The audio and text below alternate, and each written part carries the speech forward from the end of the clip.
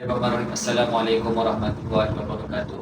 Dia bertanya mengenai hukum korban. Jadi saya akan sambung semula. Yang pertama, sunat muakkad. Pada kita, umat yang merdeka atau mubahat, lagi mukallaf, lagi cerdik, lagi kuasa di atas mengerjakannya. Maksudnya orang yang mampu, ada kewangan okey apa semua, sunat muakkad lah.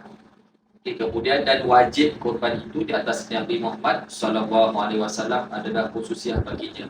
Kerana sabda Nabi Muhammad SAW, artinya telah diperintahkan aku dengan berkorban dan ianya sunat bagi kamu. Ini riwayat Tirmizi lah.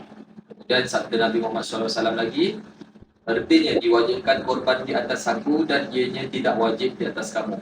Riwayat Daruqutni.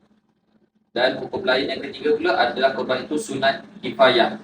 Bagi seorang jika dia mempunyai berbilang ahli bait, jika dia ada berbilang ahli bait, maka sunat ain.